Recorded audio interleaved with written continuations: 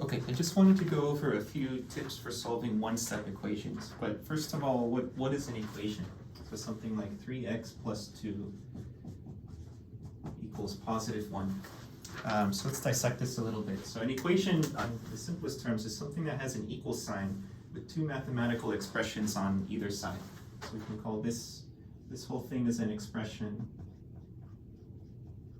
as well as this, another expression. So an expression, just like a verbal expression, just a mathematical statement. So it could just be a single number, like the number 1. It could be some combination of operations, also with a variable. So we have x here, called a variable, meaning that it's kind of like a placeholder. It's just a label that stands for something that we could replace with something. So this expression on the left side, its actual value will depend on the value of this variable, so it varies. So what this is saying is there's some kind of input here, there's some kind of value of x that will make the left side equal to the right side. It's telling us that these two things are equal to each other, even though they look differently. So maybe one side can be simplified, expressions can be simplified, or maybe we need to evaluate it at a particular value. But there's some value. We can assume that's true because we're saying that this is equal. There's some equations that are set up that maybe are not true, but let's assume there's some value that if we plug in, that will make the left side equal to positive 1. Well, how do we find out what that value is? Then that's where algebra comes in. So we won't solve this one. This one would actually take 2 steps, but there's some series of algebraic maneuvers, so some series of transformations that we can do. I'll just say this is the algebra. We can do it one step at a time, and we'll end up, so what does it mean to solve an equation? It means to find out what this value is, move everything to the other side, and you should end up with just your variable equal to some single number. In this case, it would be negative 1/3.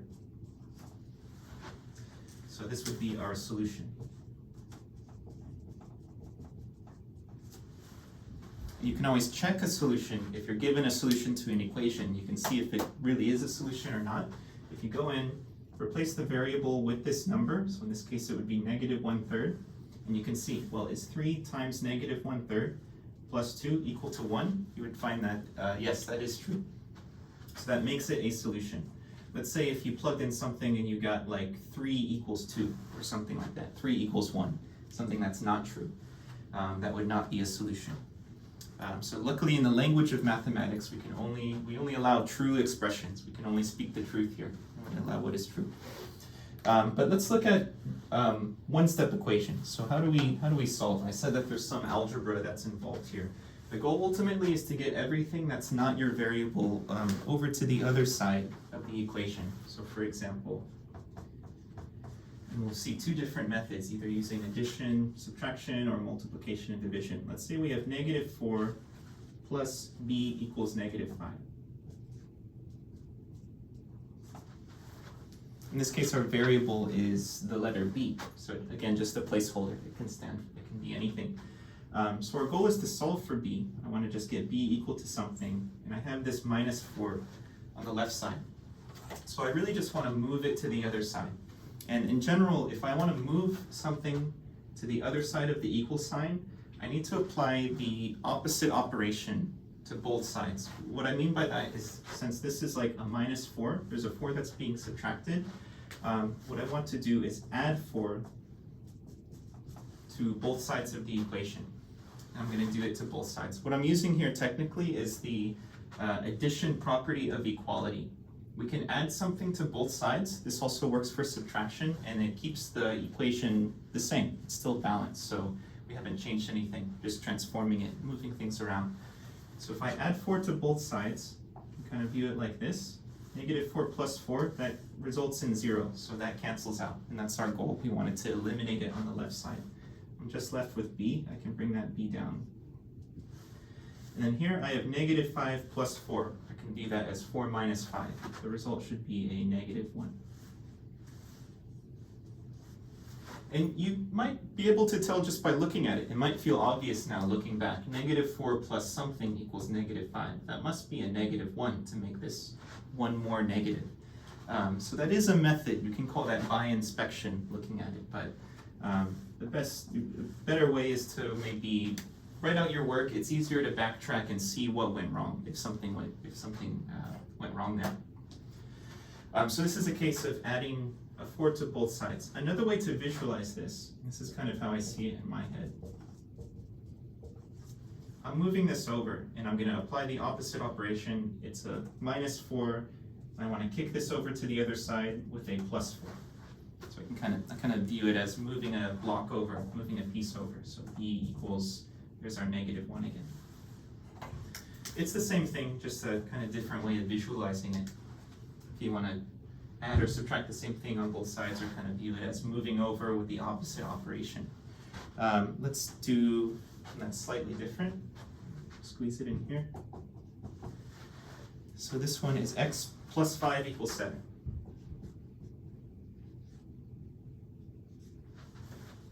So I have x plus 5. I'm trying to solve for this x. So I want to get it on its own. So I want to kick this +5 over to the other side. It's a +5. The opposite would be subtracting 5, or I can view as subtracting 5 from both sides. So x should equal +2. And we can always check this. We can plug it back in. 2 plus 5 is indeed equal to 7. Okay, we can have our variable on either side of the equation. So just another example. I had something like 5 equals y minus 7. So I have my variable on the right side. I can just solve it and keep it on the right side. There's nothing necessarily wrong with having it on one side or the other. It's kind of a common aesthetic practice to have our variable on the left side, but we can keep it on the right side if we want to, especially if that makes things a little bit easier. So let's keep this y here. I have a -7 and I want it to go to the left side. I'll view it this way. Let's add 7 to both sides. +7 plus 7. Cancels on the right side. 9, 10, 11, 12. I get +12 equals y. Or if we really want to, another thing we can do with equations is just mirror them. It is like a mirror. 12 equals y, I could say y equals 12. If you feel better having it on the left side. So this is using what's called the addition and subtraction property of equality. We either added or subtracted some number on both sides. Because some number was added or subtracted to our variable, so we canceled it by doing the opposite operation. And this works also for multiplication. So let's add another section using the multiplication property of equality. Or division. You count these together. So for instance, if I had something like 3x equals 33. So this time I have a 3 that's being multiplied by the variable. And I want to get this 3 over to the other side. For these, we either added or subtracted because that's what was happening to the variable. That was the opposite operation. Here we have a multiplication on x, so we can cancel this 3 by dividing. Division would be the opposite operation to multiplication. So I'll divide both sides by 3. It'll cancel on the left side. And then 33 divided by 3 is +11. Our 3 goes into 33 11 times. So in a similar way to what I did there, we can view it also like this. Like we're moving that over by dividing by 3. Doing the opposite operation. And then it cancels on the left side. So using division, let's throw a negative in there. So for example, if I had something like -2z equals 16. So kind of varying the variable just so we're not too conditioned on seeing x or y as particular variables. Could be z, a, b, could be anything we want to. So here I have a negative number multiplied by our variable. So just like before, I can get it over to the other side by dividing. And because I have a negative also, I'll take the negative with it. I can almost view it as like a -2 times z. So I'll divide both sides by the -2. So you can bring the negative with you. And then that will cancel. I get just z. 16 divided by 2 is 8, and we're dividing by a -2. A positive divided by a negative, the result will be negative, so a -8. can go back, plug it in and check. Negative 8 times negative 2, negative times a negative gives us a positive 16. We haven't seen something like this. Let's say we have n divided by 2 is equal to negative 8. So just like before, I want to do the opposite operation. I have a division happening. A fraction is the same as division, n divided by 2. So what we can do is multiply both sides by 2. I can view this as like popping over. I'm going to multiply by 2, do the opposite operation. Technically, we're doing that on the left side as well, like a 2 over 1, and it's canceling with the 2. You can just view it as jumping over and multiplying. So negative 8 times positive 2, negative times a positive will stay negative, so we'll get negative 16. So for each of these, it just took one step to solve the equation. We have our variable and something happening to the variable, some number added or subtracted, and we moved it over to the other side by doing the opposite operation. And similarly with multiplication and division on our variables, something multiplied.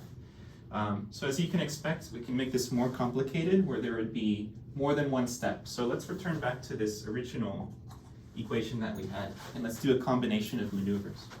Let's fit it in on the side. So I have 3x plus 2 equals 1. And I want to get the x on its own, just equal to some number. And now I have a combination of the two things happening. I have 3 multiplied by a variable, and I have the 2 added to it. So if I want to solve this equation, we want to solve for x, we can use a combination of these two methods. I can first move this 2 over. It's being added on the left side, so I can subtract it from both sides. So that will cancel. 1 minus 2 will give me a negative 1. The result will be negative. I have $1 and I spent $2. I'll have negative $1. And then now I have like an equation like before. This will be one more step. Let's divide both sides by 3. So x will equal negative 1/3.